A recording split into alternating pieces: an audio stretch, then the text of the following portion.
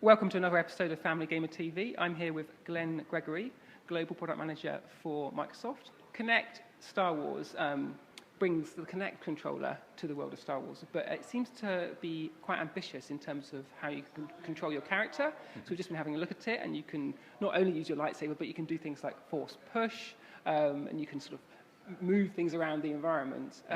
So when you started thinking, what would a Kinect Star Wars game be like? What's the journey from there to what we've got today? Well, I think when we first started working on Kinect, we really thought about what the range of experiences that we could do within games that would take advantage of the new technology. And obviously everybody loves Star Wars, so that was one of the first things that we started thinking about. And then we didn't want to have a game that was simply, 20 hours of standing there, and waving your hand as a lightsaber. Obviously we had to get the lightsaber right because that's what everybody wants and expects, but we wanted to vary the movements to really let you feel as immersed in the universe as possible, and then also take full advantage of the capabilities of the technology. So, that's where the force powers came from, and the kicks and the jumps and the dodges, really to kind of let you jump in there and feel what it's like to be a Jedi and to use the different movements.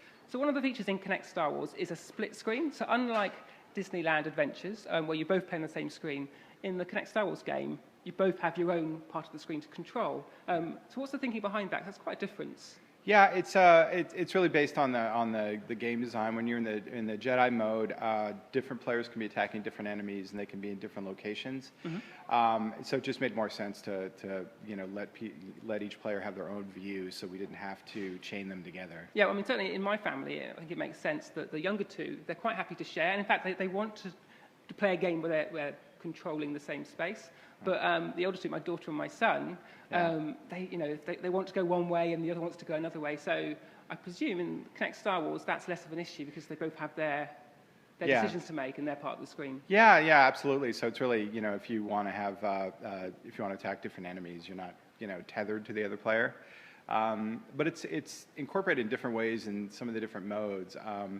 So we have pod racing, which is obviously a split screen, and that's because you're in a race, and if one person's doing really well, the other person's behind. You need to have that freedom.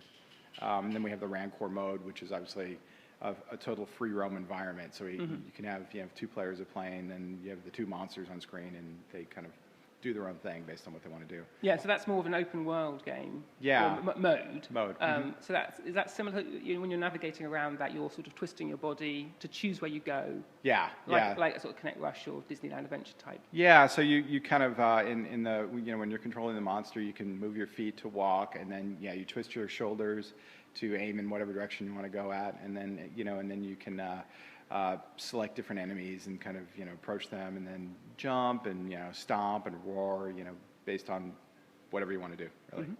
Now, there are, like you're just saying, there's quite a few similarities there between this Kinect game and some of the ones we've just been looking at, like Kinect Rush. How much collaboration is there between the different teams, different studios, from one Kinect game to the other? I think generally we work pretty closely together. Kinect Rush and Kinect Star Wars. The main designer on Kinect Star Wars is also in the same studio as Kinect Rush.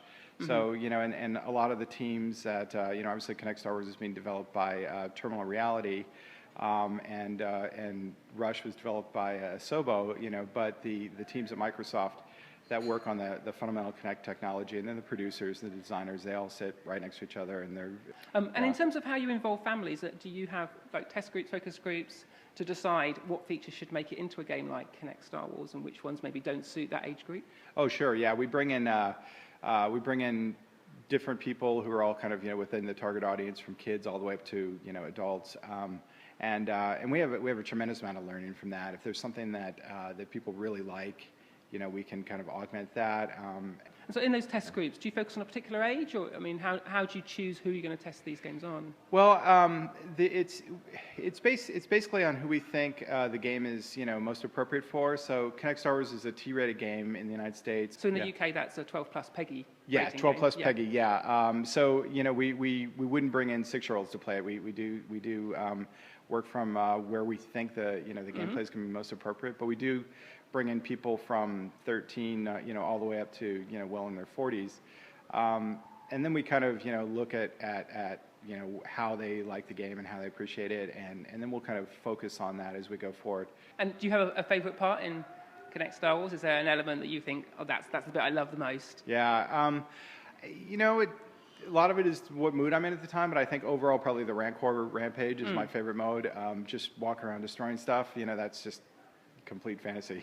That's just. And you can play that in 2 players. Is that right? Mm-hmm. The second player can jump in at any time, just raising their hand, and it'll add them into the game. And is that competitive? Do you have a shared score, or do you have a single score each? Yeah, well, you're working together to cause as much destruction and to increase your threat meter. It's called, I love that. Yeah. The higher your threat meter goes, the bigger enemies that they'll throw at you. Well, thanks for your time. It was really good to talk to you. Yeah, thank you. Cool. That's all we've got time for this week, but we'll be back with more Family Gamer TV soon.